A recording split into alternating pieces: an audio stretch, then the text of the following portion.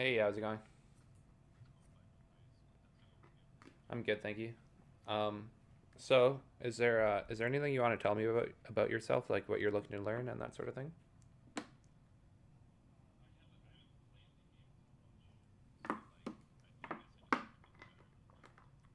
Yeah.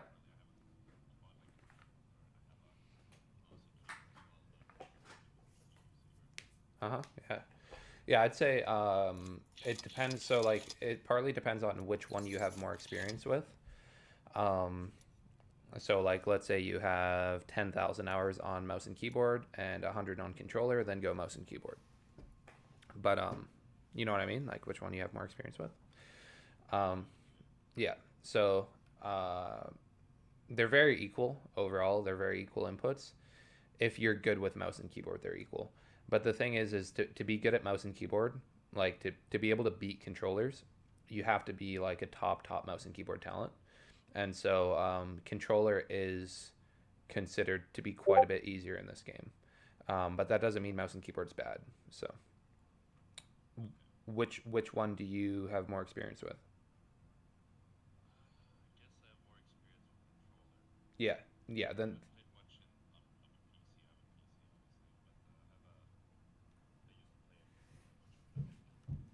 mm-hmm. Cool. Yeah, just stick with the controller then. I'll give you some really good controller settings and we'll get you dialed in on the controller.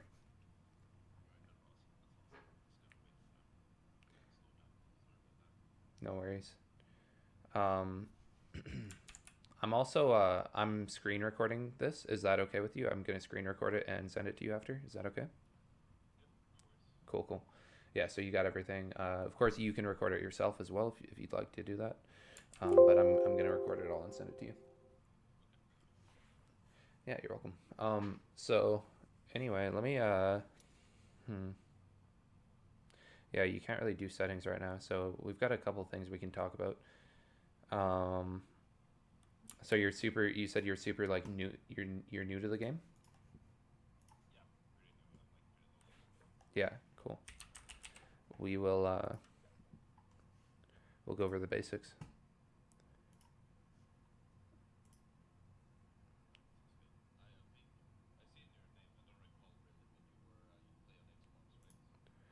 I I started out on Xbox, but I'm on PC right now. I prefer to play on PC. I've been on PC for a few months.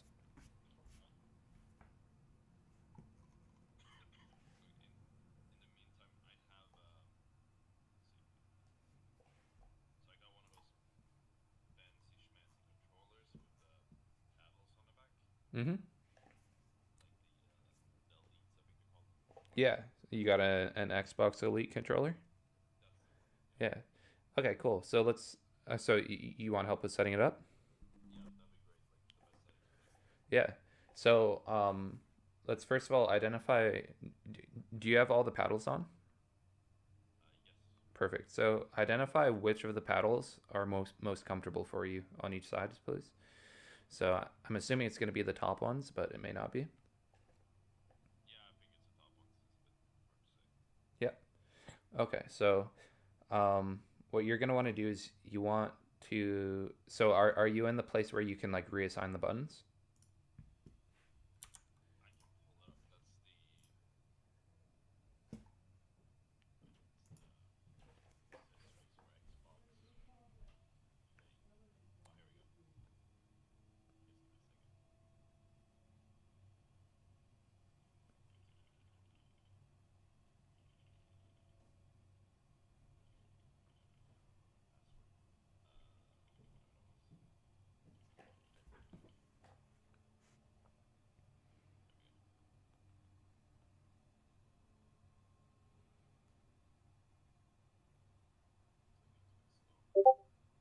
Yeah. No worries.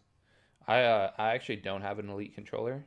I've got a Razer controller, so I can point you in the right direction, but my help will be slightly limited.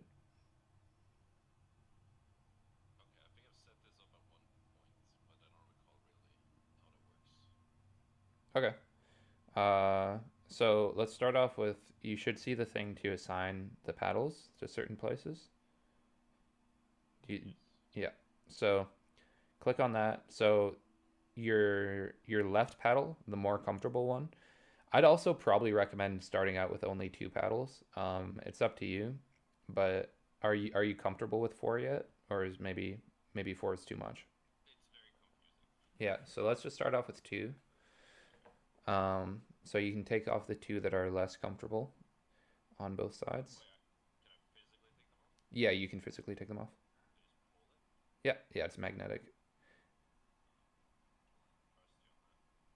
I actually don't have the controller, so all right, nice.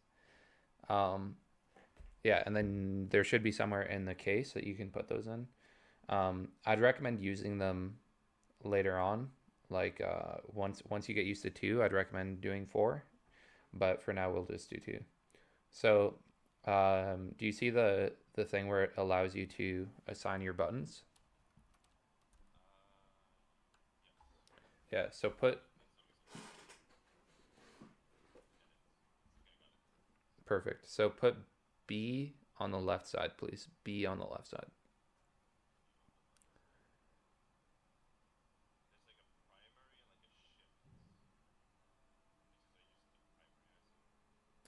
I'm not sure.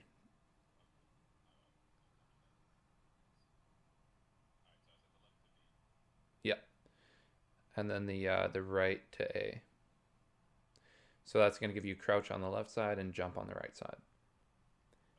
The reason we want crouch on the left side is so that we can crouch and not have it affect our aim. Basically, that's why crouch is on the left side.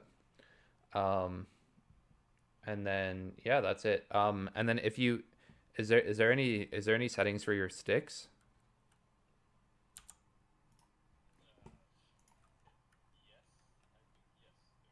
Yeah. So what you want on those is just like the default settings. Just you want to keep everything basic. There should be like a response curve, right, where it shows like sort of a curve of input.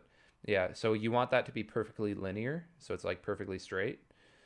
Um, I'm just trying to kind of imagine what it would look like, but you want it to be yes, yeah, that's what you want. So what that does is I'm assuming the left side of the graph represents the beginning of your input and the right side represents the end of your input.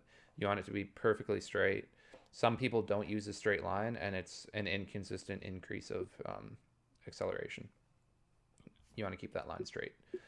Um, and yeah, I think that's all that's really important. Unless there's anything else in there that you have questions about.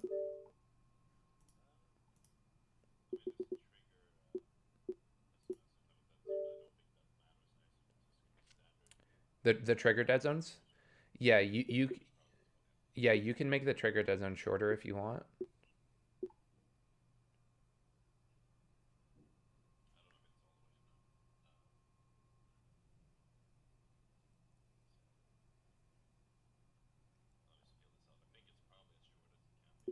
Yeah, nice. And then if you play any games that have cars in them, you're gonna want to change that. But for any shooting games, you want it to be short.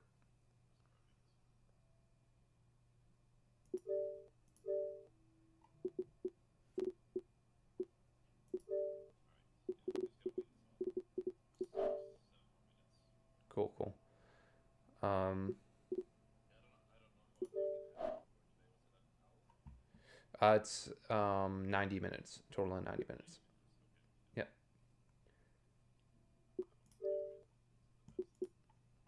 yeah.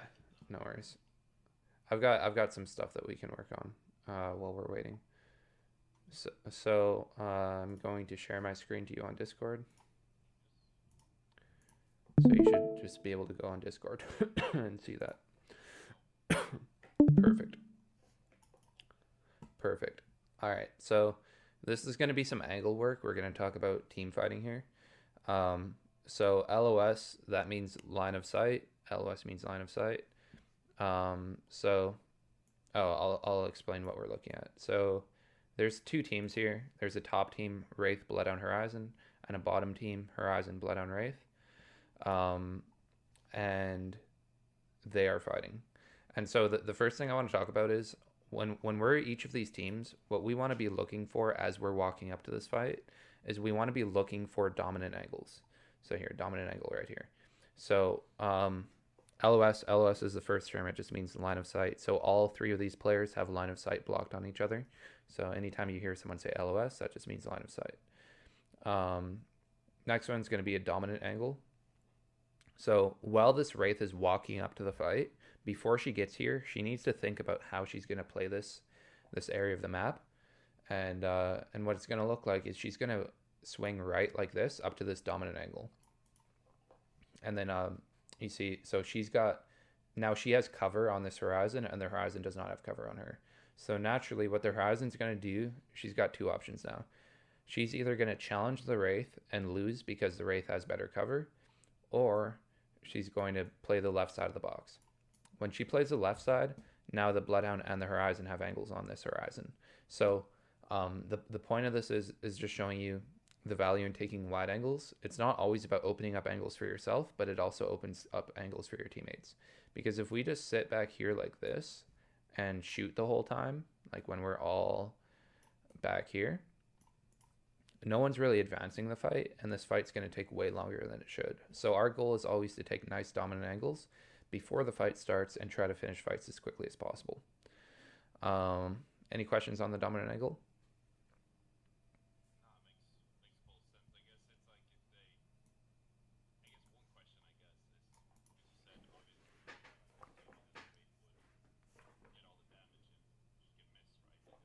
Yes,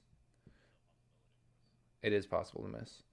Um, but I usually expect myself to hit my shots. That's yeah. So I just assume that I'm gonna hit my shots, but it's safe to assume because this Wraith has cover and the Horizon does not. So she can play this corner and the Horizon does not have cover. Of course, there's a chance that this Horizon is better, but we're going to assume that we're either equally as good or better. We're actually, in all of these examples, we're going to assume that we're equally as good or maybe slightly better. Yeah, exactly. Because usually you will be about equally as good as your opponents if you're playing ranked. Um, Sometimes maybe slightly better, slightly worse. Anyway, um, moving on to the counter angle now. So what a counter angle looks like now is this Wraith and this Horizon, like we're not worried about what's going on the left side. I mean, we are a little, but not really. My priority, if I'm this Wraith, my priority is to take right side control and to try to advance the fight along the right side. And so I've already identified that this is the dominant angle that I want to get to. And this Horizon, if she's smart, she's also identified that she wants to get here. And so now I'm going to move across here like this. And since this Horizon's smarter, she's going to go here like this. And this is a counter angle now. So now I have no way to possibly get to the dominant angles. And so that's why it's important to be assessing the lay of cover as you're advancing up on a fight. So this Horizon, for example, it's very, very important that she's assessing the way that this fight is going to play out. So she knows that if the Wraith gets here, she's going to die. And so she just comes here for a nice passive angle, and the Wraith has no way to advance. So it's not even that she's trying to be aggressive. She's just going into a nice passive angle because she understands if the Wraith gets here when she's here, she's dead. And so now the Wraith has no way to advance.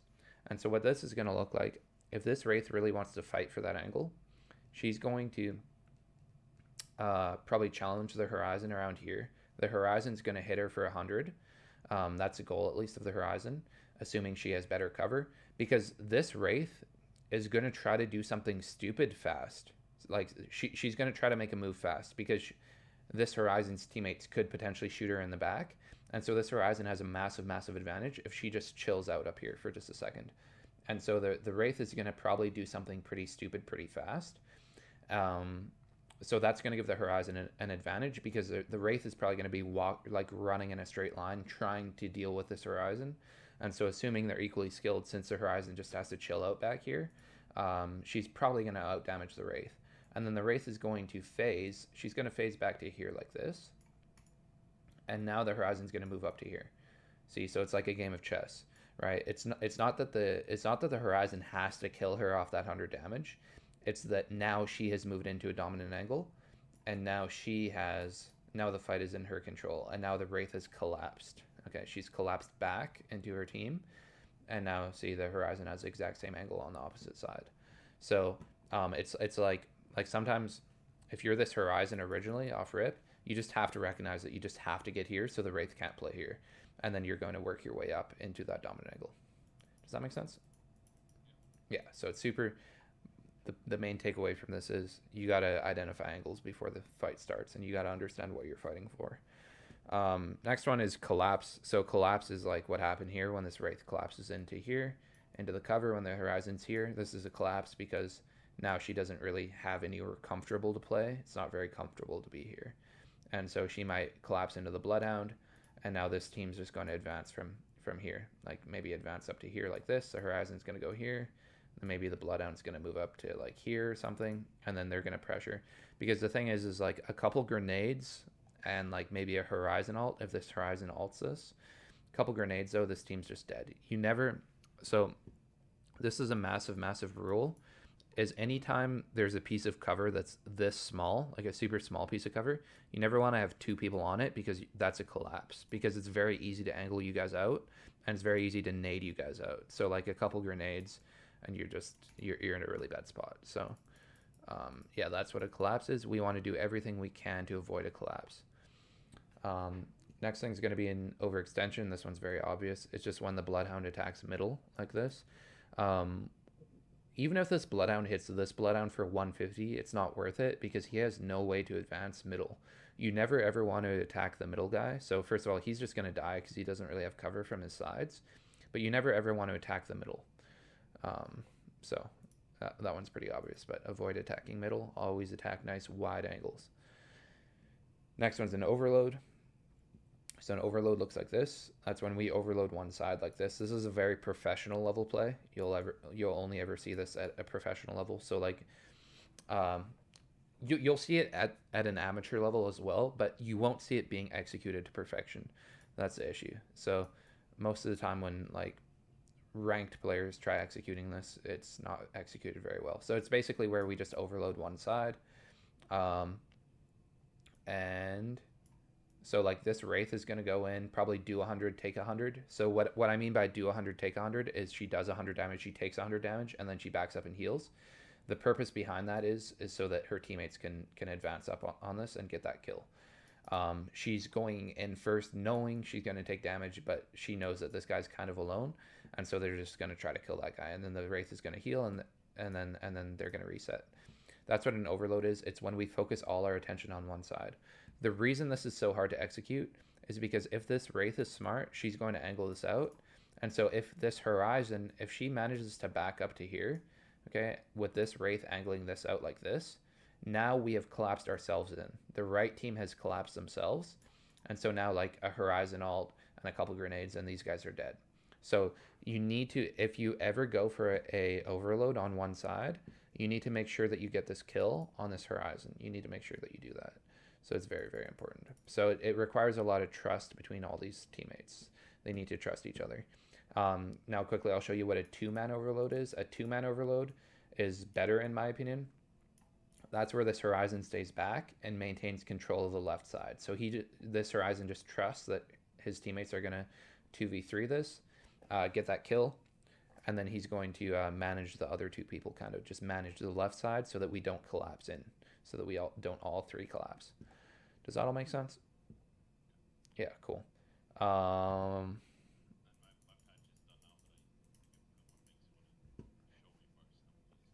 yeah, yeah, I'll just run through this super, super quickly. So yeah, passive angle. Yeah, we talked about all that. Controlled retreat. So controlled retreat now is where this Wraith is advancing up again. Now this Horizon is stupid in this example, but this Bloodhound's a little smarter. And so he understands that if he gets up to here, like this, um, his Horizon's not going to die for the Wraith getting here, because the Bloodhound understands if the Wraith gets here, um, the Horizon's going to die. And so so basically the Bloodhound's job is just to anchor back here. Have you ever, so you played Battlefield, did you play any other games? Okay, cool. But so anyway, basically his job is just to relieve pressure. That's what an anchor angle is. So he's not actually like in the heat of things, but there's a lot of value in having a player that can do damage without taking damage. Because now this Horizon, she can heal behind cover, she can do whatever.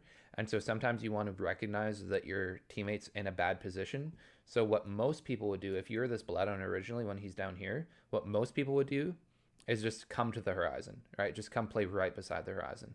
That's not a good idea because now just like I said, we have now collapsed ourselves in. So a couple grenades and we're gonna die, or like whatever, like a couple abilities, a couple grenades, we're gonna die. So instead, he moves back to here, and he can help just as much from back here. He can provide just as much help, but he is not in danger, and so he can shoot the whole time, rather than having to like, I don't know, just collapse in on that cover. Does that make sense? Yeah, cool. So sometimes look for that. Anchor angle talked about it. Attention. Very last thing is attention. Very important to understand attention in this game. So that's when this Wraith has two or more people's attention. So this Wraith has two or more people's attention. Very important to understand.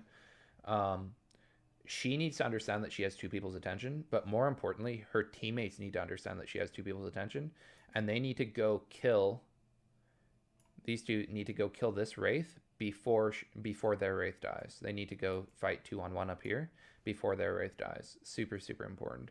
So if you're ever in the place of these teammates, you need to recognize that your teammate has two people's attention, and you need to do something to capitalize. You need to do something extremely aggressive and brain dead.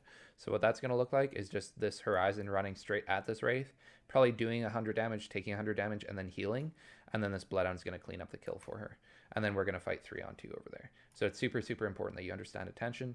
Super important that you also trust your teammates to make the right play when you have attention. Any more questions on this stuff?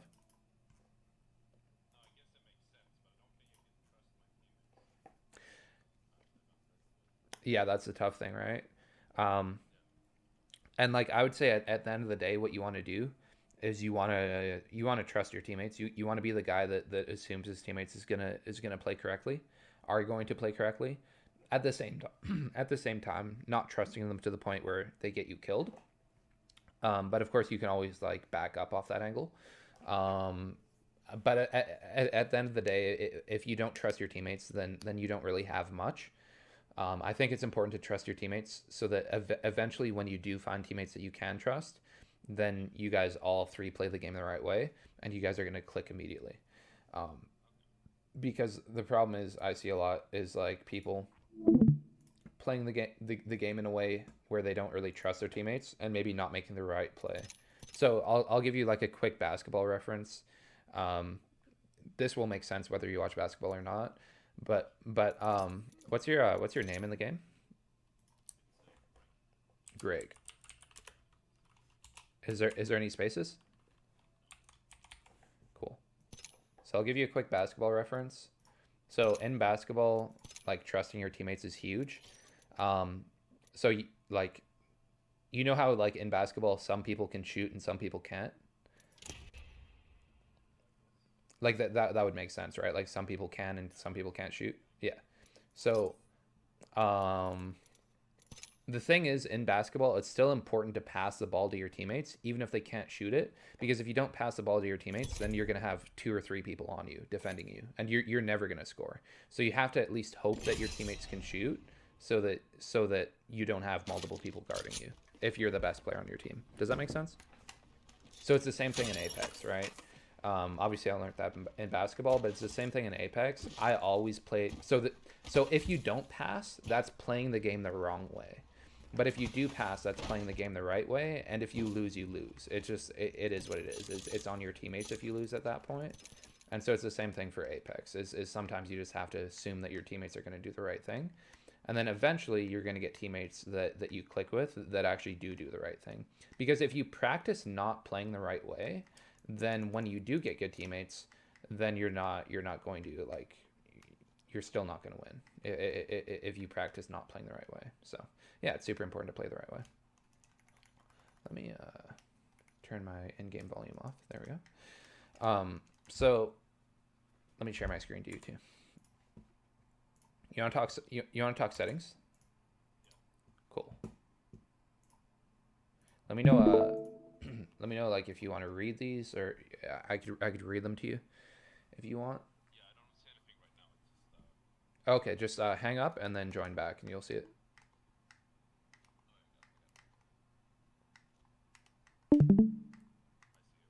Perfect. All right, so settings right here.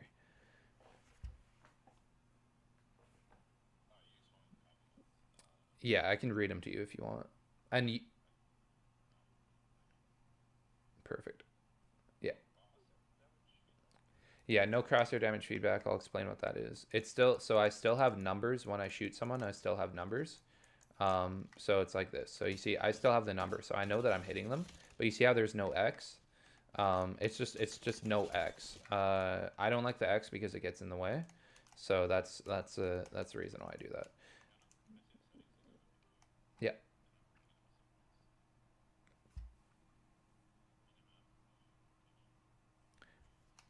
To be clear, you can have crosshair damage feedback if you like it. I would say about 20% of pros have it on, and like 80% have it off. So it's up to you. It is playable.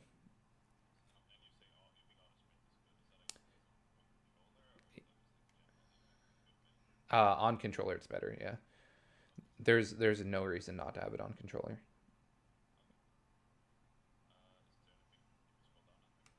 Yeah.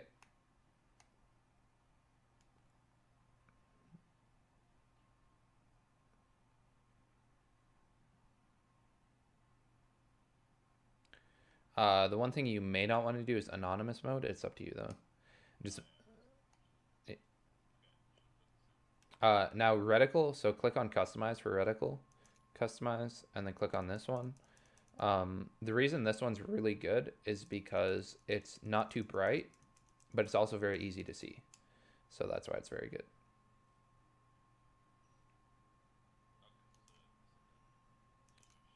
Yeah, like a light blue or like teal or something. Um, Laser sight, same one. You can use whatever laser sight you want though. Cool. Yeah, yeah, it does matter. And then these ones don't matter. Colorblind mode, you can have that on if you are colorblind. But other than that, that doesn't matter. All right, controller settings. I'm just gonna show you just for the video my mouse and keyboard settings if you want them. They're gonna be on the video, so. But I know you're probably not gonna play mouse and keyboard. You're gonna like controller a lot more. Moving on, controller settings, button layout. I use default. I think you should use default for your settings. The one thing that you can consider is what is this? Oh yeah. So the one thing that you can consider for customized is you see how, so you know how we have auto sprint on for our left stick, we have auto sprint. So we're not using our left stick for anything. So you can consider putting anything you want on the left stick. So for example, you could put cycle weapon on the left stick, or you could put interact on the left stick. You can put anything you want on the left stick. I would definitely consider that if I were you. Or the other option would be once you're comfortable with 4 paddles, like once you're comfortable with 2, then you can do 4. And then you're going to want to put on your third paddle on the right side, you're going to want to put Y on the more, or yeah, Y on the more, on the less comfortable one on the right side, and then X on the left side. That's what I do. Yeah. Um, so yeah, you've got some options there when it comes to button layout. It's really up to you. I don't like to tell people what to do because it is personal preference to a certain extent, but definitely consider putting something on that left stick so that way you don't have to move your right thumb off the right stick to hit X. That way, so that just a quick example would be you can reload faster, you can open doors and aim at the same time. You can also loot and aim at the same time, so you can do so many things so much faster that way. All right. Moving on to the other settings, I'll just let you copy these. Ask ask any questions if you have questions. The one thing that will take you some getting used to is having crouch on hold, but I promise you it's a lot better to have it on hold. But it will take you maybe a couple days to get used to. Yes, yeah. If you didn't have the paddle, you'd want to use toggle.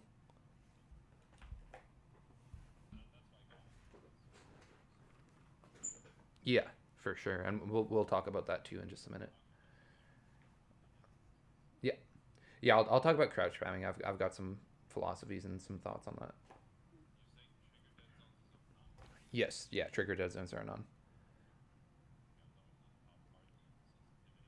Yeah, yeah, 4-4. So are you going to use extended sticks on your controller? No. Okay. So then you're probably going to want to do 4-3 without extended sticks. Um, and then for per optics, okay, so yeah, so 4-3. 4-3's overall the best sensitivity in the game. I use extended sticks, so I play 4-4. Because I have extended sticks. 4-3 I think is better, but it's too slow for extended sticks. Now for per optics, these are my per optics, so you can click on per optics and then turn these on. What you're gonna want to do if you're 4-3, this is most likely, you can feel free to change it after if you want, but you're gonna want to do so for 4-3 you're gonna want to do something like this. Okay, so do you understand what the per optics do?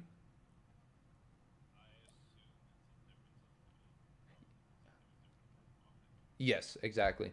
And so the reason we turn our more zoomed in optics up is because they're a little bit too slow if we don't turn them up. It's up to you though. There is one guy, his name is Slayer, and he does not turn these up. He just does 4-3 all the way through. In my opinion, that's going to be a little slow. Actually, you know what? You know what I'd recommend is do 4-3. Just do three on everything, and if it's too slow, then turn these up to four. Turn whichever one is too slow up to four. I think you'll be okay with this though. It should be okay. So what's gonna happen to you though is in 95% of the scenarios, this is going to be perfectly okay. But I promise you, 5% of the time, it will be too slow. But it will be worth it for the consistency that you gain 95% of the time. Does that make sense? Yeah. Cool. And then yeah, this is what I do. I do 5-5-5 because I play extended sticks like that. This is what I do. Um, but I wouldn't recommend that if you don't use extended sticks. All right, moving on. By the way, I think overall shorter sticks are better overall, but for my specific playstyle, that's why I use extended. Moving on, response curve, classic, look dead zone none. This is where the recoil control comes in. Is response curve classic, look dead zone none. That's gonna improve your recoil control significantly. Movement dead zone small, inverted look off, and vibration off. Um, cool. Video settings. We can quickly go over these if you want. It's up to you though. Uh, all right, cool. I just did. I do like none on everything. Um, oh, there's two small things though. FOV ability scaling you want disabled, and sprint view shake minimal. Very important. FOV ability scaling. Yeah. All right, cool. And what's your field of view? Just out of curiosity. 100. Yeah, good, good, good. That's really good. All right. Now let's talk about recoil control and like aim and that sort of thing. So let's grab an R3. Yes, yes, please. Perfect. Yeah, let's grab an R301, please, with one of those. So if we quickly, if we look at the recoil pattern on this gun, um, you'll see it's actually very inconsistent. Have you ever heard to memorize recoil patterns? Has anyone told you that though to memorize? Have you heard that? Yeah, yeah. So don't do that. People will tell you to memorize it, but it's not a good idea because there's so many variations. You can just look at my screen if you want. There's so many. Oh yeah, that's fine. No worries. So yeah. Anyway, I'm recording this, so you'll be able to see. There's a ton of variations in each recoil pattern. So like people that tell you to memorize them, it just doesn't really make sense because there's different variations on each gun. So what we want to do instead of memorizing them is we want to just control them. So we want to. So you can start off here. Did you get a gold mag? Perfect. So the reason we practice with a gold mag is so that we get the full recoil pattern. Um, so you can maybe start off on this target. Just try to hit all your shots on that. Just try to control the recoil. Um, can you hear me when you shoot? I just want to make sure. Okay, perfect. So yeah, so you just try to control that, and then a full. It's tough because so if we hit the corner, it counts as a limb shot, so it's 14. If we hit close to the center, it's gonna be 11 if we hit the corner, or it's gonna be 10 if we hit like sort of the bottom of it. So if we kind of basically miss, it's gonna be 10. Whereas if we hit right there, it's gonna be 14. And then if we hit the center, it's gonna be a headshot, so it's gonna be 24. So, but perfect aim would be about 400, depending on how many headshots you hit, though. But it'd be about 400. If let's say it was all body shots, it'd be 392 if it was all body shots. So anyway, what you should be aiming for is about like on these back targets, you should try to get over 300 eventually.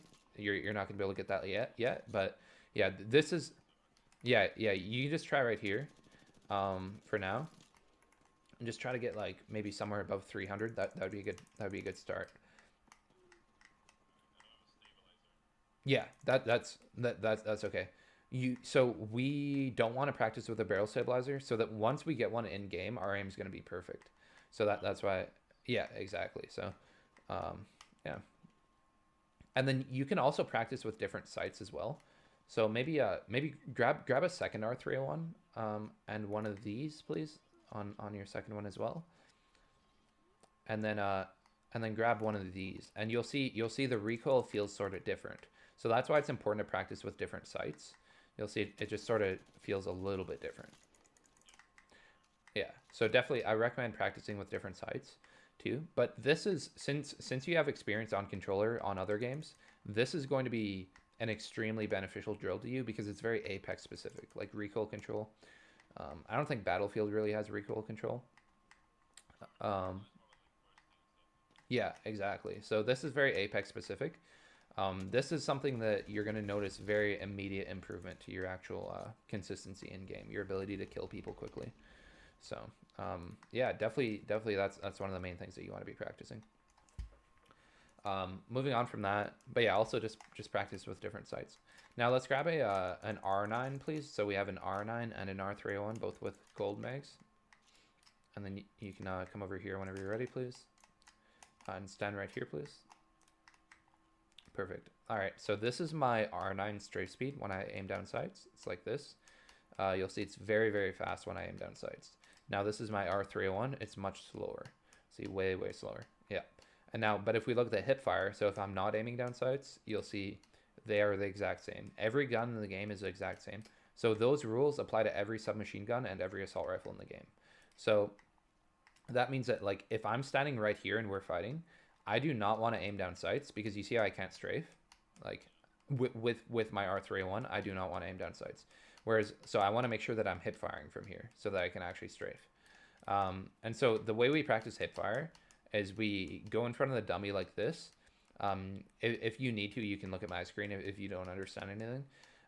But so I just stand in front of the dummy and I strafe left and right like this without shooting at first.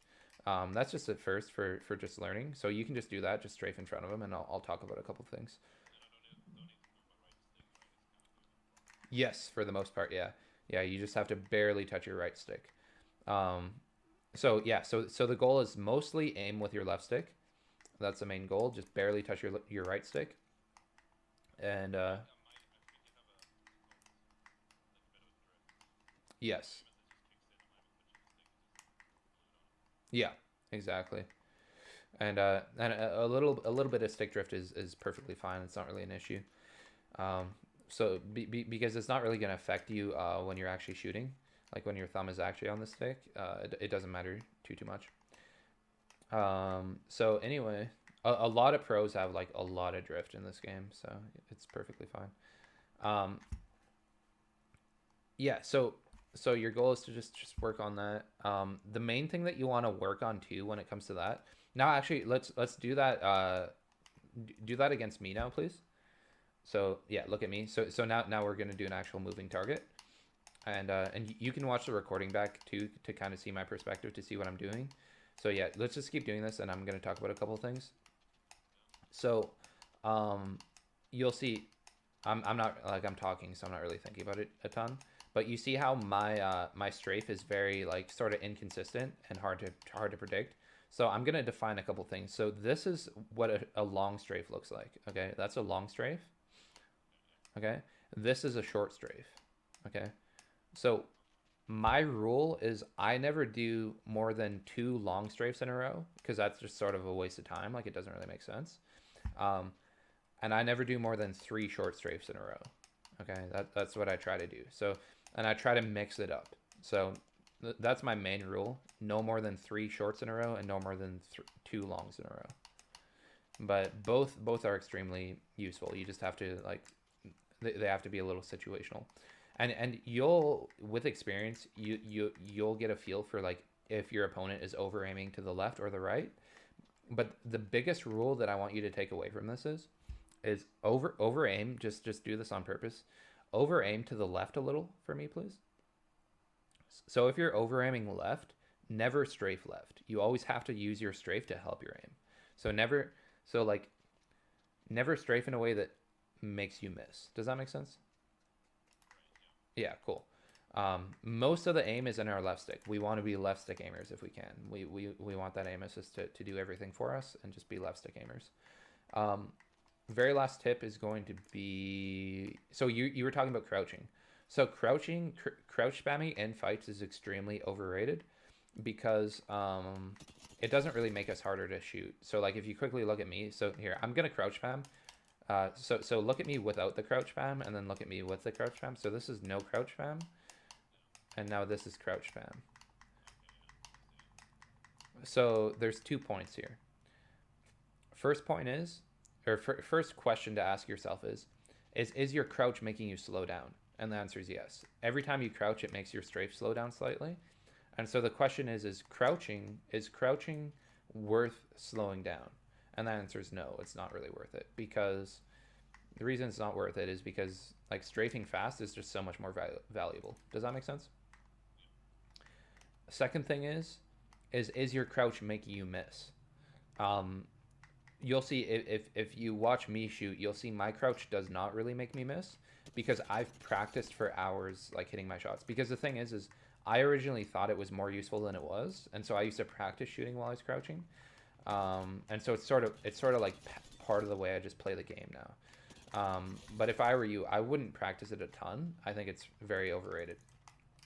But the one thing though that, okay, so like I said, like I asked if crouching is making you miss, and so like what you want to assess is it actually making you miss? Because for me, since I've practiced hitting my shots with it, it sometimes helps me hit my shots. Because you see how so like aim one direction, like without actually aiming, just hip fire one direction. So like just here, it's hard for me to explain, but like just aim like without aiming. Yeah, just stand still for just a second. All right, so you see your crosshair, you see how it's like a triangle kind of. Now crouch. You see how the triangle kind of tightens when you crouch. See that? So it's almost like the when you hip fire or when you crouch when you're hip firing, it almost makes your bullets kind of go straighter. I feel like it might be partly a myth, but like for me, it works really well. So I'd recommend considering crouching sometimes if it does help your aim. But basically, the main takeaway from this is you need to practice a lot and figure out when it does and doesn't help you, because sometimes it definitely will help you. That's the main takeaway. But certainly never crouch if it's making you miss. If it's making you miss, then it's just not worth it. Never ever do it. All right. Let's see. Now, submachine guns. I think that's all I've got for that. Yeah, so submachine guns now. What we want to do is, yeah, just aim down sights and practice. Oh, one last point on the hip fire is we want to make sure our strafe is perfectly left and right like this. So we don't want to be, I saw you were sometimes doing like this type of thing or like circular. Understand that any forward and backward motion is like wasted time. So we want to keep our strafe perfectly left and right. So perfectly left, perfectly right, just like that. We want to make a point of that because anything forward and backward is just a waste of time. It doesn't really make us harder to hit. So, yeah. Next thing is now submachine guns. So can you stand here with your submachine gun, please? And then aim down sights at him. Aim down sights at the dummy. Yeah. And then strafe left and right without shooting it first, please. Just strafe left and right. Yeah, just your left stick, but yeah, your right stick too. If you need to, only as much as you need to. So once again, the goal is to touch your right stick as little as we possibly need to. Now try to mix in a couple shorter strafes. Yeah, there you go, nice. And so now quickly imagine we're fighting at this range like this. So quickly, now imagine that you've never practiced this and I have. So imagine I'm moving this fast and you've never practiced shooting at this speed before. So anyone that you play against that hasn't practiced that, you're gonna absolutely destroy them because they haven't practiced that. So that's why it's super important, is because very few people actually practice that. And so if you can get to the point where you can like beam people at range with that, it's gonna be you're not gonna lose very many fights. So yeah, definitely practice that one a lot. It's super valuable. Also, side note, that's what controller players do. That right there, what I just showed you, that's where your controller is really truly going to shine. Is with that technique that I just showed you. So definitely abuse that. Anything, yeah, anything strafing related is where the controller shines. Because now imagine if you don't have aim assist. So like, I mean, imagine the person that you're fighting against, even though they're on mouse and keyboard. So yeah, mouse and keyboard's like technically better, but they don't have aim assist. So each one of those adjustments is fully like manually done. Like they have to do it manually, whereas our aim assist is partly doing it automatically. Not fully automatically, but mostly. So that's why we want to practice a lot. And that's why controller's so good on this game. Moving on, let's see, what's next? All right, now let's talk assault rifles. For this one, you're gonna have to look at my screen to actually like understand it. So let me know when you see it. If it's lagging, I'll slow it down. I'll explain it slowly so you understand. Okay, perfect. So this is a hip fire transfer. So let's talk about ARs again. So with my assault rifle, I want to be a lot more methodical with my positioning. I want to avoid getting caught out in the open, because if I get caught out in the open with my submachine gun, it's partly okay. Like if this guy shoots at me first, it's partly okay because I still have the strafe speed to rely on from this range. Whereas from here with an AR, I can't really strafe, and so I only have my aim to rely on. Another thing that you want to understand here is, would you mind looking at your screen again really quickly? Perfect. All right, so let me explain flinch. Can you aim down sights, please? All right, so see, I'm gonna shoot you. You see how you're not flinching at all? That's because you have armor, okay? Now watch how much you flinch once your armor is broken. See that? So you have, if we are fighting, if you're flinching like that, you have like basically, it's very hard for you to hit your shots when you're flinching like that. Understand, it's very hard. And so that's why it's very important if you're using the AR to get first crack, okay? A crack is like when you crack someone's armor. It's very important to get first crack so that your opponent is flinching and you're not. Very important. And so that's why I was saying, if you want to look at my screen again, please. That's why I was saying it's very important. I'll just wait until you see. So it's very important that I get first shot off if I'm using an AR. Very important. Whereas the submachine gun, maybe it's a little less important because I have that movement that I can rely on, so I can at least hope that he's going to miss. Whereas he's probably not going to miss if I have an AR. But now a technique to compensate for the lack of strafe speed on an AR is going to be a hip fire transfer. So that's where I start off aiming like this, and then I transfer into a hip fire. And you see my bullets still go straight. So the point of doing that would be so that I get the accuracy of the ADS with the speed of the hip fire. Okay, so it's going to look like this. See, so like, as you can see, so it's super, sorry, I'm being stupid. It's going to look like this. See, so it's very accurate because plus I'm very fast. I'm still moving full speed. So it's very important to practice that if you're using ARs. It's also, if you want to make this even harder on yourself, you can grab a sight like this, and then it's going to be even harder because you're transitioning from ADS to hip fire. So you're transitioning from being zoomed in to hip firing. So it's going to be very difficult for you at first. But that's one way that you can really separate yourself with ARs, because then you can kind of use them out in the open. But at this range like this, you see I can't really do it. It's a little bit too far. So you gotta be I don't know. You've got to practice this before you try it in game so that you understand what the ranges are that you can actually do it. So you don't try to do it at a range that you just can't do it from. So anyway, that's a hip fire transfer. Super That one's like an expert level technique. It's definitely not easy, but if you master it, you're gonna like it. All right, moving on from that. Any more questions about any of those things? Perfect. One thing I'll say is hipfire transfers are less relevant on submachine guns because you already have a lot of strafe speed, so you can feel free to just ADS your submachine gun. Yeah. All right. Next is going to be, let's grab a car, please, a car SMG. Perfect. So car and an R301. Yeah, that's perfect. And then grab a, oh yeah, you've already got a mag on it.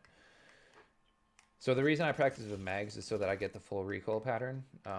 So yeah, so quickly just shoot the car a couple times and you'll see, what I want you to notice is how much horizontal recoil it has. Do you see that? Have you noticed that yet? Yeah. And so actually, I've gotten so good with the car. You'll see this in the recording if you want to see it. My R9, the R9 obviously has less recoil, but my R9 actually, I do not hit as many shots with the R9 because I don't practice it as much. So if you practice the car, you can actually get very, very good with it to the point where like it's actually easier to use a car. So let me show you how to actually use the car now. You don't have to look at my screen for this. You should be able to understand just from explaining. So, but you'll be able to watch in the recording if you want to watch in the recording. So basically with my car, when I'm standing still, okay, try, yeah, on this dummy right here, just super close. So try hitting your shots. Come back to here though, please, like from this range. Yeah. So like, so try hitting your shots just standing still. Just try to one clip them while you're standing still. So you see how it's got a ton of recoil? Now try strafing left and right, and you'll see the recoil is partially negated.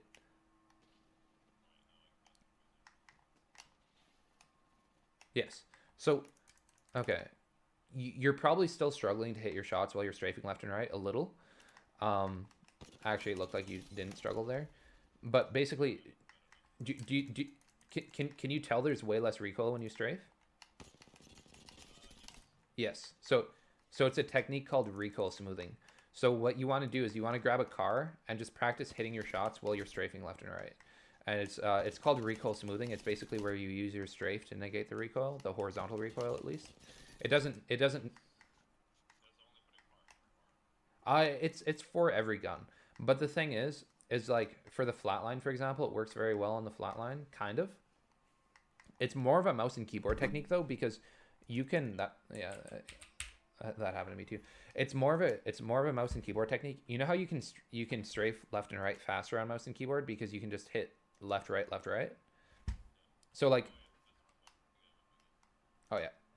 So like, mouse and keyboard, like if you hit AD, it's instant left right. It's an instant change of direction. Whereas controller, it's not instant. You know what I mean? Yeah. So that's why recoil smoothing is actually more relevant on mouse and keyboard for the flatline and the R301. It's a lot harder to control recoil with our left stick because our left stick has a massive dead zone on this game. We can't set the dead zone to none on our left stick, so it's very hard to recoil smooth ARs. But it will help you. It will help you a little. So it's definitely okay. Wait. Recoil smoothing is excellent on every submachine gun. It's excellent on controller on every submachine gun. But on ARs, what I recommend doing is just using recoil smoothing for micro adjustments. Okay, so not long strafes. Just so if you want to stand behind me, please, and watch what I mean. So watch how much I'm moving left and right with my left stick. You'll see I right there I didn't have to at all. Yeah. So you see it's very minor. That's how I recoil smooth. It's not like I'm not making massive adjustments. Whereas if I'm using a car, I'm making massive adjustments. So now just stand behind me and watch my car really quickly. You'll see it. Yeah. So this is my car now. If you want to stand behind me and watch the recoil smoothing. Watch how much I strafe for the car. It's like it's way more. Now that's a flat line, right? It's less.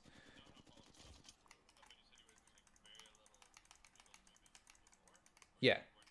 Yeah, that's my bad. That was confusing. So you see my car. So it's a submachine gun. So I've got faster strafe speed on the car. So my car, if you want to stand behind me, it's going to look like this. See, it's very big adjustments on the car. Now the flat line is going to be Basically nothing, like that. Yeah. It's because I'm not. Yeah, that is true, and that's kind of the point. is that it's basically nothing. It's like, okay, let me, yeah. So let me explain the reason why I would do that. Is so imagine I'm pulling right with my right stick. Okay, so I'm controlling the recoil to the right, and then if it bounces left, and I can make that adjustment faster with my left stick, then that's when I recoil smooth the flat line. Does that make sense? Yeah. Whereas like if I'm just hard strafing on the flat line, it's super it's sort of a lot harder for me to aim at that range. So it's very situational. But for the most part, what I'd recommend doing is just practicing the flat line so that you understand when you do and don't want to recoil smooth, just depending on your skill set. The other thing is recoil smoothing is actually easier for you as a beginner. Recoil smoothing is going to be easier. But as you get better, like if you want to get to the point where you just don't have recoil like I do, then you're going to have to learn that with the right stick because your left stick's dead zone is just too big. So, yeah. Also, that's the Devotion, the gun that you're using right now. That gun is so hard that I don't use it. It's, yeah. Yeah, it does work a little, but I would classify the Devotion as impossible on controller. It's possible on mouse and keyboard. I can definitely do it on mouse and keyboard, but it's impossible on controller, in my opinion. Of course, it's still very good close range, though. It's a very good gun close range, but yeah, yeah, and try with a gold mag and probably a sight too. You're probably gonna want a sight for that. Perfect.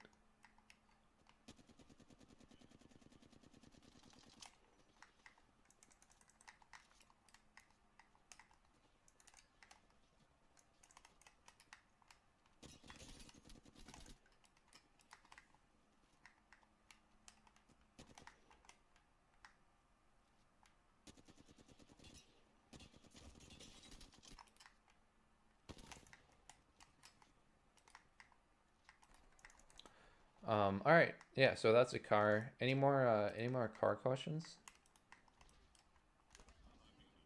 All right, cool. Let's do wingman really quickly. I'll give you a couple wingman tips.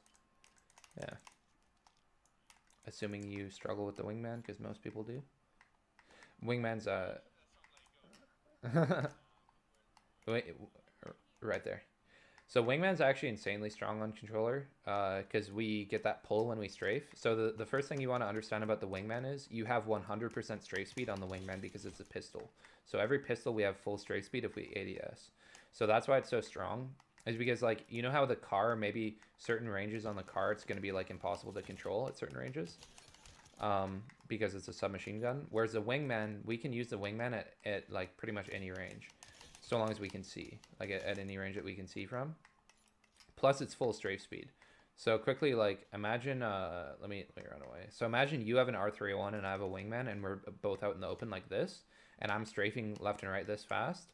You're not really strafing at all if you have an R301. So like that's where the wingman shines. Is it's so incredibly annoying to play against a good wingman player because they you just can't hit them.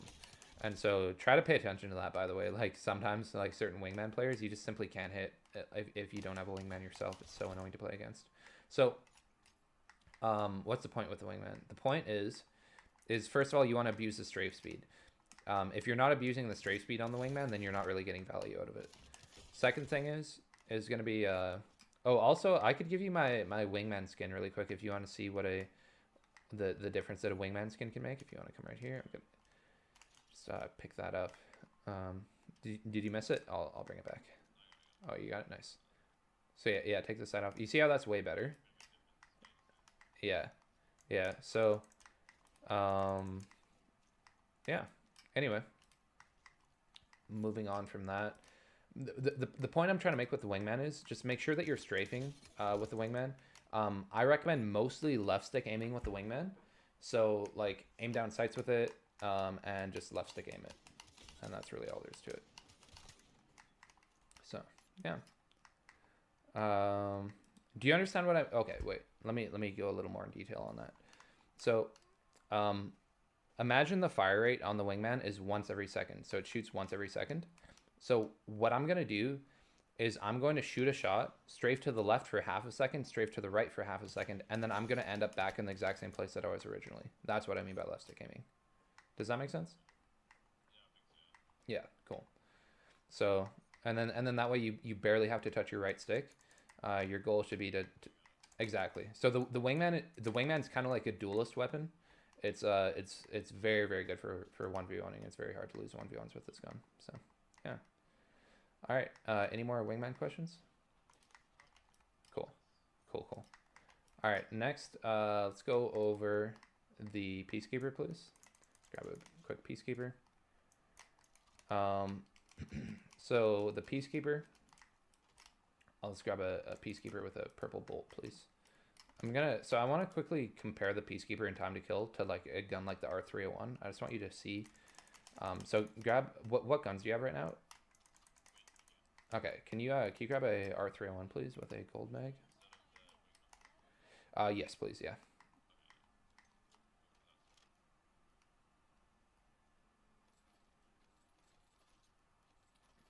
All right, perfect. So something I just want you to see, just so you understand better, is the R301's time to kill, like in comparison to the PK. See, so like the R301, you can do it for yourself since you can't really see my screen. So quickly check the time to kill on that. You'll see, now try the Peacekeeper. Do you have a purple bolt on the Peacekeeper? Perfect. So yeah, just check the Peacekeeper. You see how it's like actually way slower? You would assume the PK is way faster. And so on controller, that's for the most part like why we kind of want to avoid the PK on controller. Not that it's bad. It's just that the guns like the R301 and the car, for example, just kill so much faster. And so we want to use it. It's not that the Peacekeeper is a bad gun. It's that we want to use it very strategically. So like peeking in and out of cover like this. If you want to quickly look what I do here. So like, see, actually, if you could pull up my screen, that'd be ideal for this. Oh yeah, so just, yeah, exactly. Just peeking in and out. And then one other technique I want to show you, if you just want to watch like kind of what I do, is this is what a lot of people do if they're out in the open with the PK, is like this. So jump out, slide out like that, and then switch to your full auto. So like hit a shot with the PK and then switch to your full auto. That's like extremely, extremely fast to kill. You see what I mean? Because then you don't have to wait for the PK to shoot again. It's just like a guaranteed one clip. So that's how a lot of people use the PK. Yeah. And then one last tip for the PK is do you know what the choke is? Do you know what it does? Yes, exactly. So my biggest tip for controller PK is don't force the choke. Do not force the choke. So what I mean by that is what I mean by don't force the choke is, so like imagine I'm right here like this. I'll just try to explain this. Imagine I'm right here. So like imagine if I'm aiming right there. So like I'm over aiming to the right. I don't want to force the choke. You know what I mean? Like it's perfectly okay to just not shoot with the choke. So I see a lot of people forcing the choke. Definitely don't do that. Just feel free to hip fire and then like aim down last sight kind of. So yeah. All right, moving on to the Mastiff. I'll show you super quickly. The Mastiff is very similar to the Peacekeeper, but it shoots a lot faster. One thing I want to show you with the Mastiff is you can actually cancel the reload. So grab a Mastiff, please, really quickly. I'll show you what I mean. So grab a Mastiff. All right, so you can actually shoot a couple shots and then start your reload, and you'll see you can cancel the reload by aiming down sights with the Mastiff. So it's really cool. So try that. You can cancel your reload by aiming down sights or by sprinting too. That will also cancel. I think. No, it won't actually. But yeah, so do you see what I mean? That you can cancel the reload. So that's why like in that way the actions per minute potential is better on the Mastiff because you can cancel the reload on it. So that's really nice. Let's see what else. Oh, the other thing is you can go like this. So you can shoot the Mastiff, shoot your secondary, and then as soon as you take the Mastiff out again, it's going to be ready immediately. So give that a try. So you'll see the Mastiff is immediately ready. You see what I mean? Whereas the Peacekeeper, you would have to wait for it to go through the animation. So like the rechamber animation or whatever. So yeah, the actions per minute are slightly better on the Mastiff, but the Peacekeeper hits a lot harder. So it's debatable which one's better. Most people prefer the Peacekeeper right now, though. Any questions on the Eva? No? Cool. Yeah, exactly. I just say take your time on it. Don't use double tap either. It's my other tip. Don't use double tap. Single fire is way better. Yeah. All right, cool. Let's see. That's pretty much all I've got for guns. Do you want to go through a couple drills that you could work on? A couple things that you could do to get your aim better? Yeah, okay. Yeah, let's do that. If that's are you sure that's what you want to do though? You're ready to go into a game?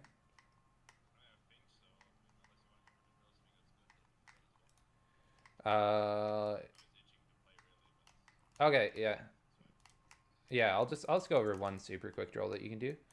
Um so it's like this. So we just grab a volt with one of those and one of these.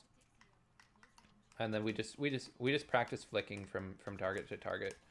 This is just like a general coordination drill that you can do.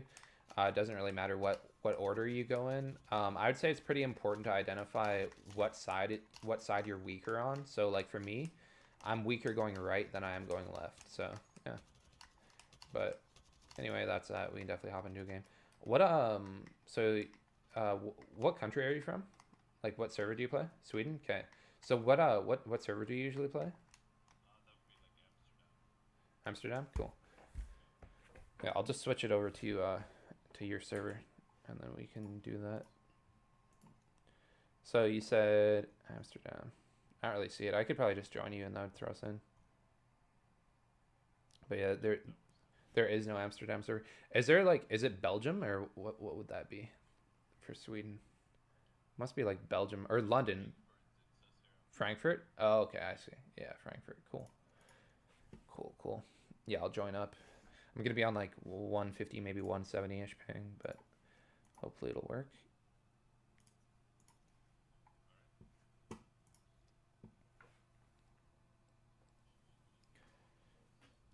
We can just do a duo if you want.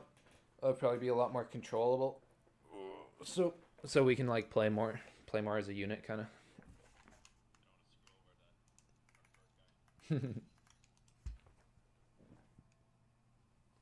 So what are you looking to learn from playing together? Like, do you want me to sort of walk you through things?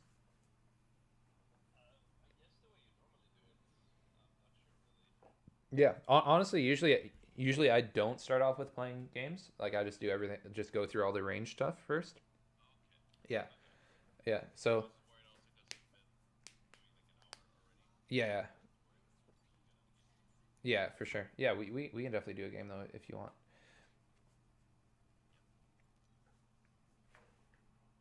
It can just be a little bit hard for me to actually get the information across when we're playing.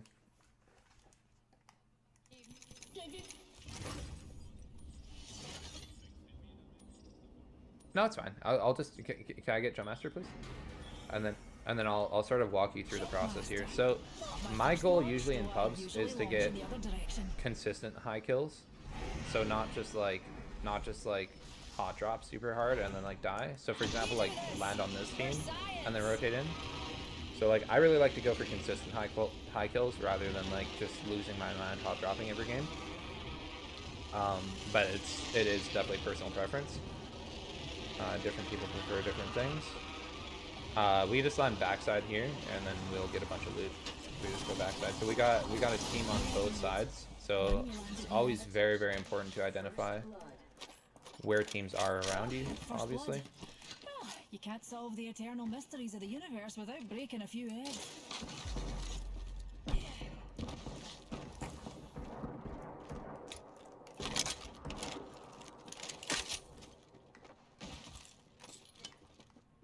Alright, I'm gonna come back up to you. Oh, I got him. I'm gonna come up to you though. Good work. We're inside the next ring. Hop in the chimney. Oh, here. I was being stupid. Is there extra light ammo up there? I can drop you heavy. Yeah. Here's heavy. Heavy ammo Oh, here. you don't have heavy. Alright, so yeah, there should be some more loot up here for us. Yeah, I was kind of hoping they'd fight, but we can just advance things.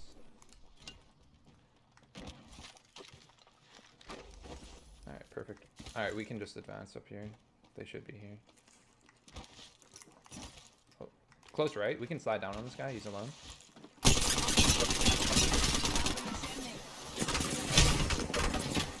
Tick.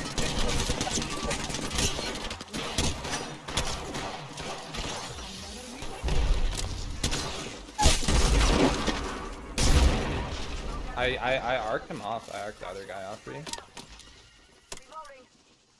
So you should be able to heal. He's coming through now.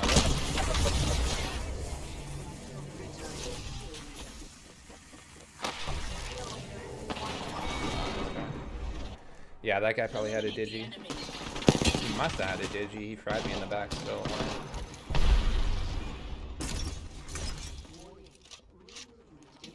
Unfortunate. Yeah, so basically I was like one shot. I got hit so hard in my back, so I was kind of trying to let you take care of that.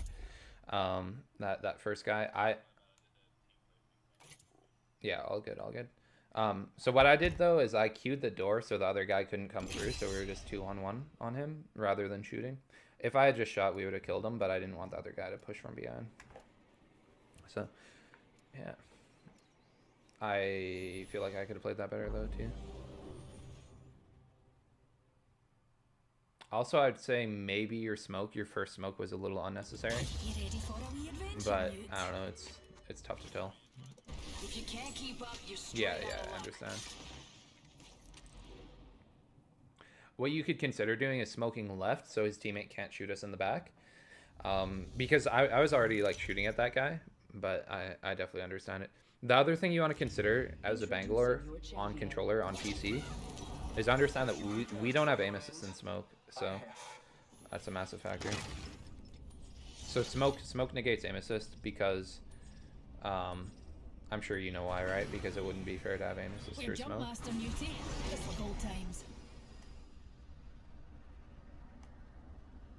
Alright, we could just... we do this for science. Yeah, Horizon's really good. We're gonna have a few teams on us here. Bangalore's not bad at all. I'm a big Bangalore fan. So yeah, just come here, just wrap a hard right to here like this. My bad. An enemy landed near us. Another soft landing.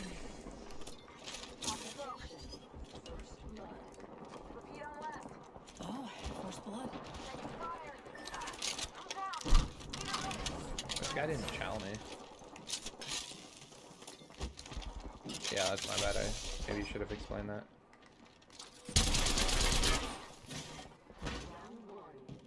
This guy's just waiting for his teammate.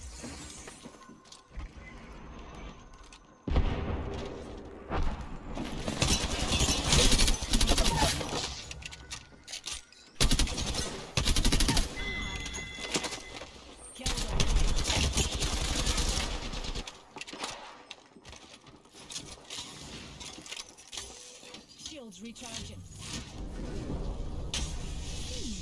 The ring's closing, but plenty of time. No need for a kerfuffle. Oh my goodness, these guys are weird.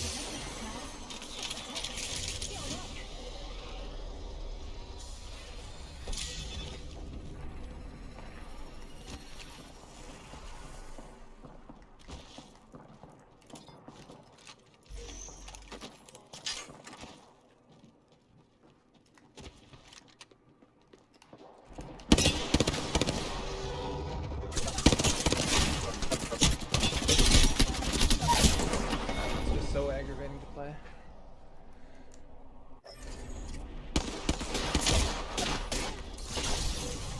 Yeah, like it just both the people that I engaged with were not challenging me. It was very aggravating. Because that Valk was just running the whole time, waiting for her teammate. Yeah, no, yeah. Yeah, right there. So what I should have tried to explain better is to just try to stay like right beside me on the drop. Yeah. Because the thing is when we go that way, we can get to the loot before anyone else does. So yeah. Yeah. So anyway, Bloodhound's extremely good on controller. You made like Bloodhound Bangalore. The thing is Bloodhound ult. So the thing is, understand you strafe 30% faster on Bloodhound ult. Okay, 30% faster. And so you remember how I said strafing is like what makes controller so good? One of the main things. And so if you're strafing 30% faster, that means it's obviously 30% harder to hit you, which is significant, like a lot more significant than you probably think it is. Very significant. And so if you can practice hitting your shots when you're in Bloodhound ult to the point where you can actually do it in game, I think you're gonna be very hard to kill. Any controller player who does that is the one thing I'll say though about Bloodhound. The one negative thing is we just try the same thing. If this doesn't work out, then whatever. Yeah, you can just stay attached. We'll get a bunch of good stuff together. So the one negative thing is you're not gonna have your ult every fight though with Bloodhound, and Bloodhound's just left good without his ult. And inside right here, we can swing this guy together. I'm gonna kick for you. No, he's gone. I'm arcing corner. I gotta heal here.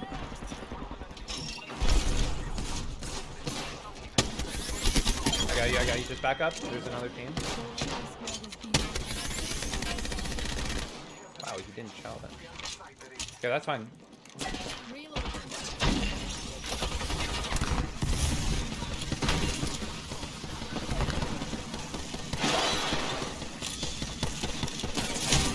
How do you see me? I didn't even see him. Yeah, that was unfortunate. Yeah. Yeah, exactly. Those kids swung so tight.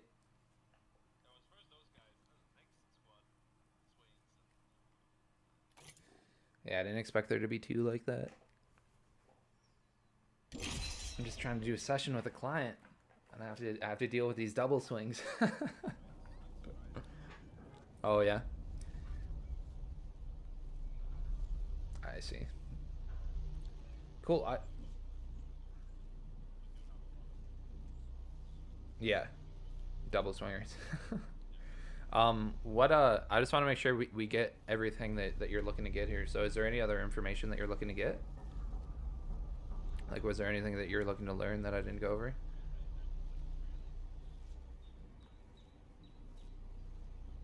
Mm-hmm.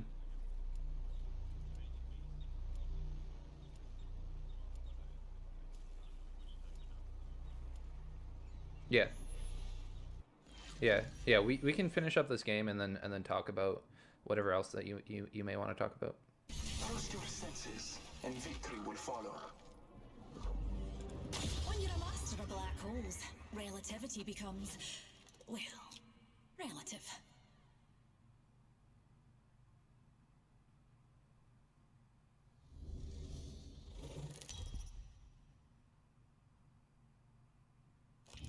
Introducing your champion. In case you didn't know, you get here by winning. Good luck. I'm Jump Master. I'd say fasten your seatbelts, no. but it's not that kind of ride. No, it's the same. It's just console players get separate lobbies, just totally separate lobbies. And also land us maybe a little bit safer this time so we can get a win. Yeah, so console players play completely separate lobbies, but if a console player plays with a PC player, then it drags them into PC lobbies. We can this sucks. Land here, please, together.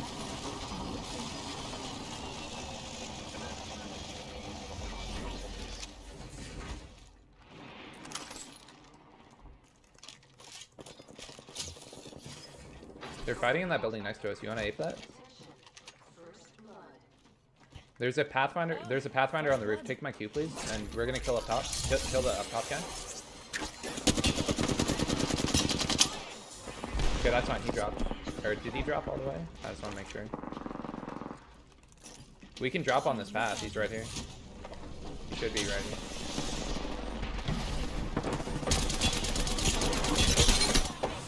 I don't really have bullets. Yeah, you just wrap around. You're safe. I'm pushing inside. Right here, inside.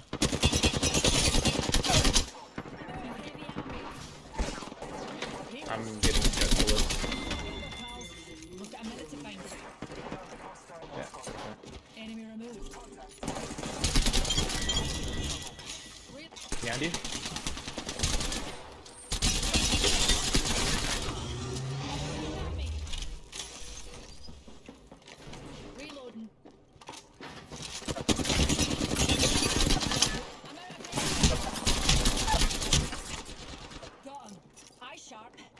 here and closing in 30.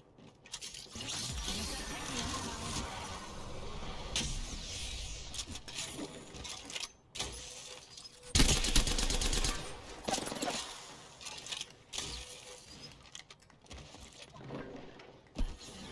Another soft landing. I It's so hard to door fight on high ping. You see how I was already dead because my guy just couldn't even react. Yeah. So hard to. We can do one more if you want. Hopefully get a win. So hard to fight doors on high ping.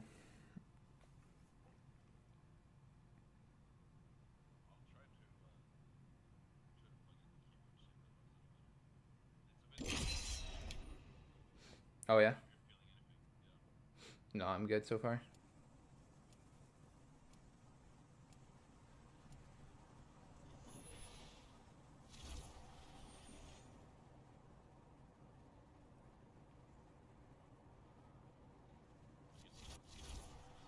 That voice in your head?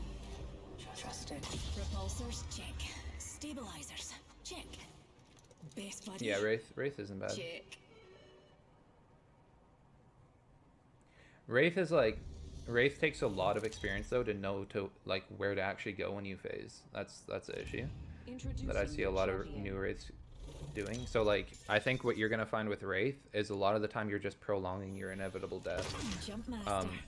Because Bless Wraith's these jump abilities really are just a bailout for certain situations, and I would say most newer players don't really know what to do after they phase, and usually it's just prolonging and inevitable death. Hold on to your knickers, darlings.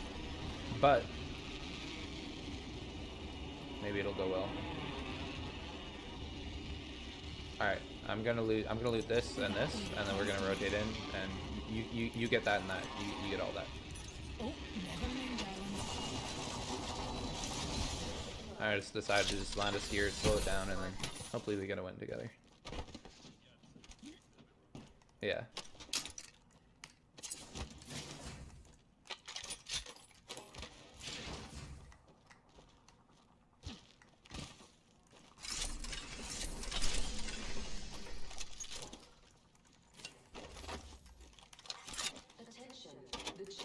Extended energy mag here.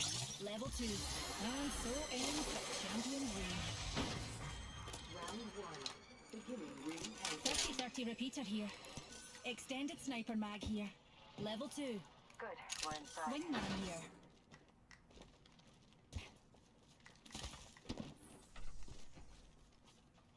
Do you need a bruiser? Yep.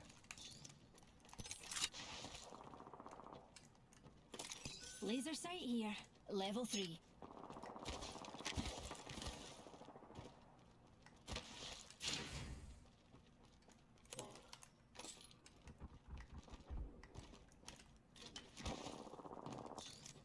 I'm ready to go in whenever you are.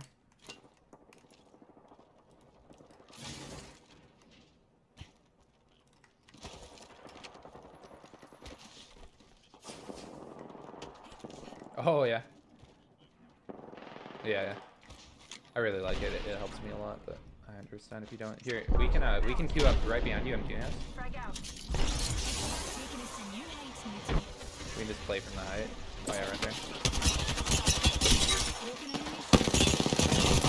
Reloading.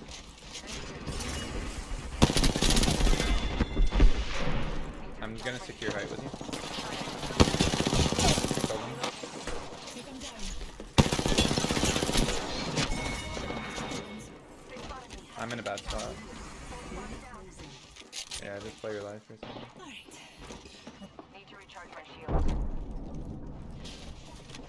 Oh, I'm queuing us up right here. They're resing.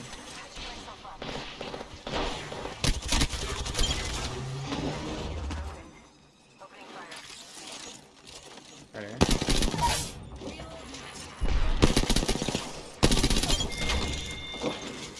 Killed an enemy. Reloading. Shields recharging. Alright, I'll let you. Delivering care There should be, yeah. Enemy over there. Patching myself up. Care package dropping from. Spotted me. I'm taking We can kill shots. this guy. Whenever you're ready. Yeah. Let me, here's this. Heavy ammo I dropped an here. HCOG there. Need to recharge my I'm gonna shields. fry him when he peeks. I cracked him, Enemy I'm going. shield. Reload. Oh, Yep, deployed. I hit a pad then. Oh my god.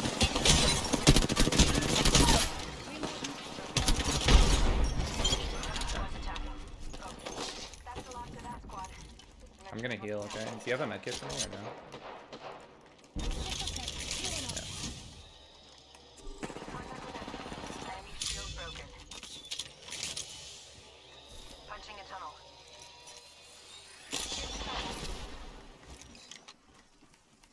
Portal placed. Enemy shield broken. Yeah. Reloading.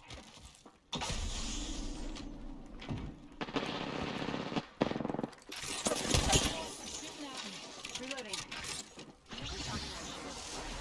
Yeah, they're playing super tight. They're on your portal? Firing. Yeah, just take it back. Been down.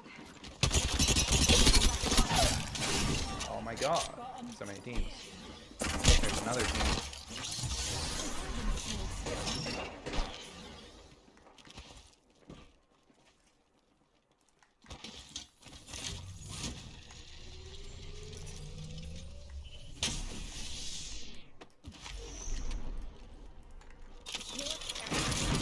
I can queue you in 10 seconds, just don't get thirsty.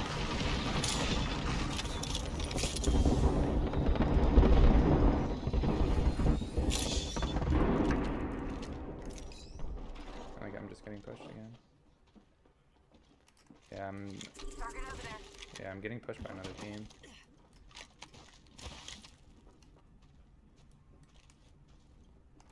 I'm gonna throw a cube beside you and res you, and they're gonna stare at the cube. It's just a wee scratch, dear. I'm gonna back up the diner.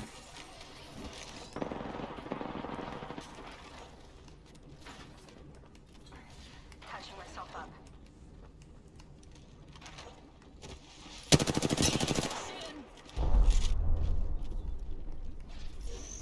This is like a hard stalemate with 3 teams. They're fighting behind us if you want to go fight behind us. Patching myself up. Oh, they're fighting now. Yeah, no. I'm taking one more syringe and I'll leave them.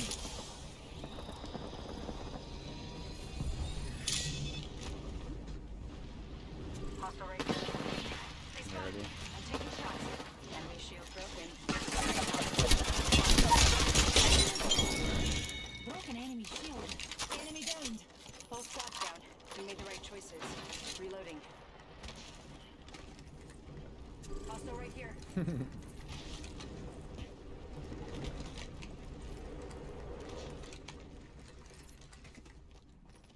He might be rising. Contact with target.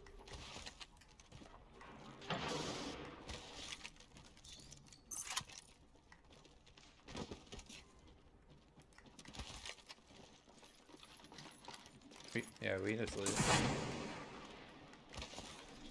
Yeah, I'm gonna leave really quick. We've got a bunch of stuff here. Round 2. Beginning ring countdown.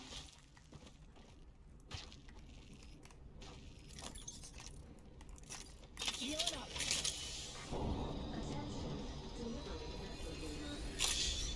There's an Got a arc here. replicator coming in. Arc star here. Don't use it near mute. Healing up. Eyes are open though.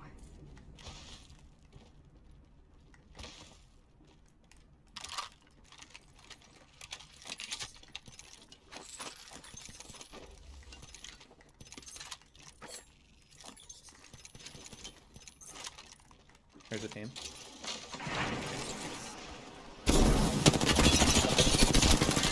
Crack that Hooligan shield. Last member's down. One squad closer to winning. Recharging the shield. Yeah. Come for diners. Alright, any questions so far on anything? Light ammo here. Yeah, for sure.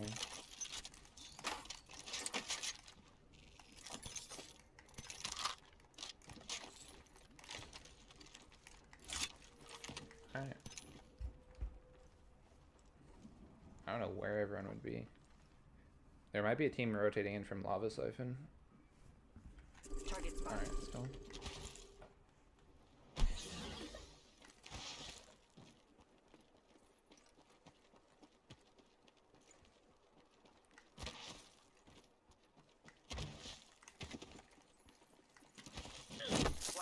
Ring's not far.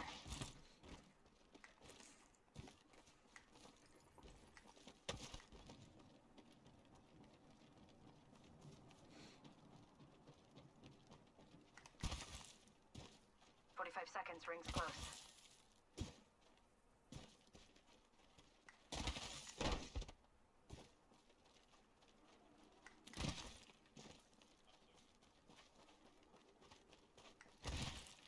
Less than 30 seconds. Rings nearby.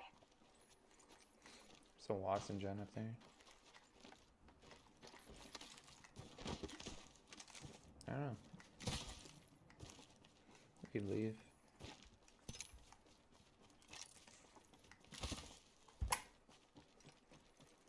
Seconds, the ring's close.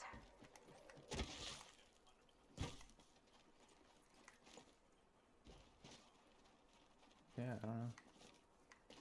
Probably around, I don't know. The ring's closing and we ain't in it. I suggest we move.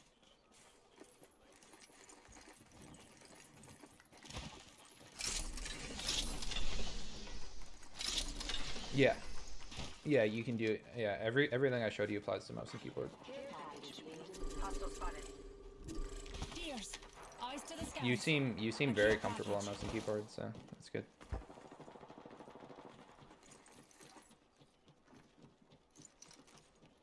Yeah, for sure. Are they definitely alive? I'm shooting right here. I fried that Bangalore. He bang ulted, I'm swinging live left. Oh, we just got ash porters on the left. They're gonna res in the ash port. I'm gonna kill them.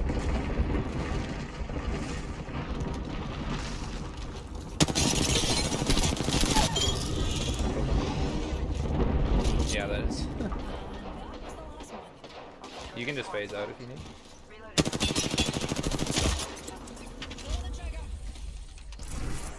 You're good, just heal, I'm holding you. I cracked one.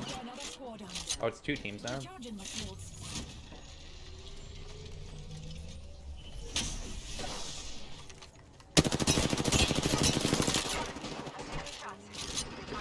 Let's kill up top. I'm gonna try to kill him.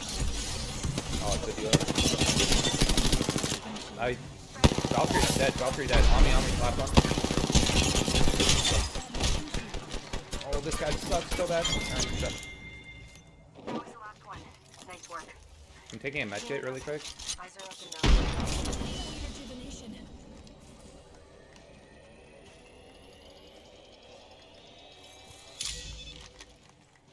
I might just chow. I don't have barrel stabilizers, but whatever. Oh yeah, they're on the heady. I'm selling.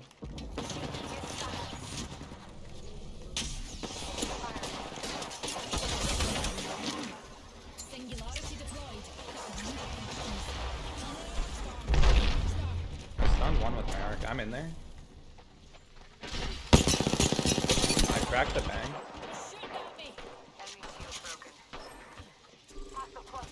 The ring's close, and we've got a whole minute to dawdle. Enemy spotted.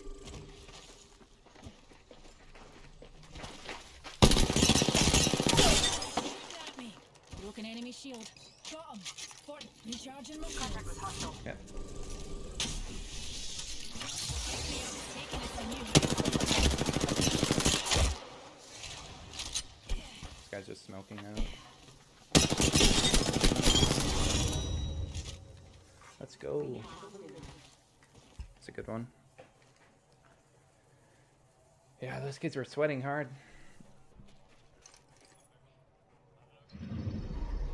You are the Apex champions. Yeah, that makes sense. I deal with that a lot with people that play with me that are maybe not ready to keep up in those lobbies. But you definitely kept up though. It's not like you didn't keep up. I would say yeah. So anyway, stick with mouse and keyboard because you kind of fried. I think you did a lot better on mouse and keyboard, which is interesting. But yeah, you played well.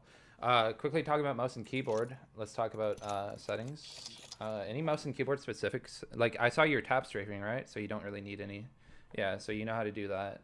Any like specific questions? I would say binds are very personal preference. I've got some pretty odd binds because I'm a unique guy.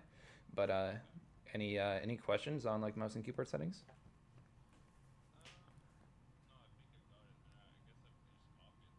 Yeah.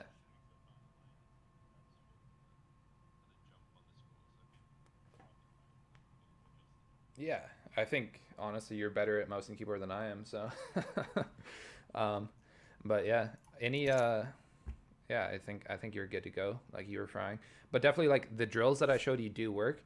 Like obviously I kind of suck at mouse and keyboard, but that's just because lack of time spent on mouse and keyboard. But the drills that like I've done those drills and they do certainly work. Obviously I've had a ton of feedback from like hundreds of clients that play mouse and keyboard on my drills.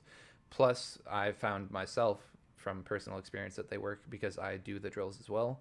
I still like, I don't know. I think I'm pretty good at mouse and keyboard, but I'm not like, probably not as good as you. So, yeah, but I'm decent. So it definitely works. So,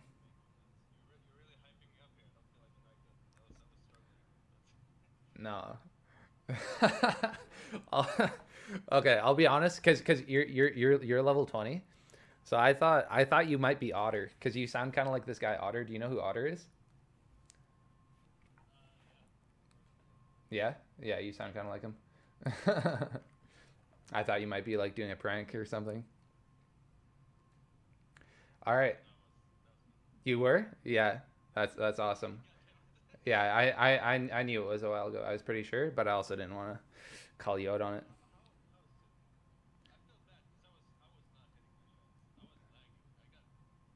No, as soon as you switched to M and K, I knew.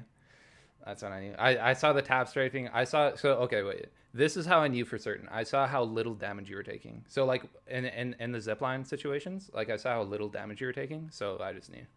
Because like bad players take a lot of damage really fast, right? And you weren't taking damage, so yeah.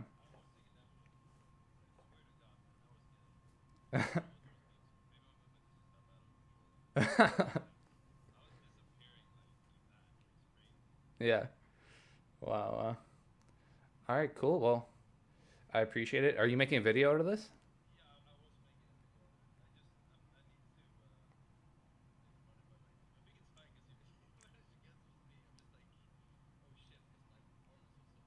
Oh yeah.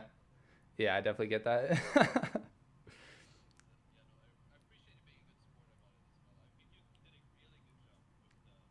Thank you. Thank you. Thank you. I appreciate it.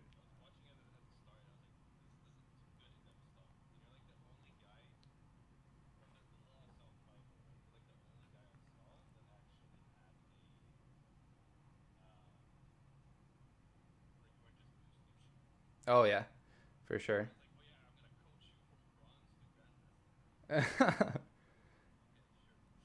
Yeah. Yeah, there's a lot of people doing weird stuff. All right, cool. Well, I appreciate you hiring me. I'd love to see the video if you make it, but I also understand if you don't. So,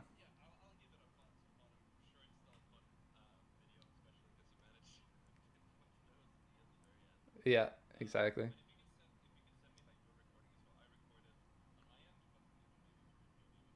Yeah, for sure. Yeah. Oh yeah, yeah, yeah. I played decent at the end, so.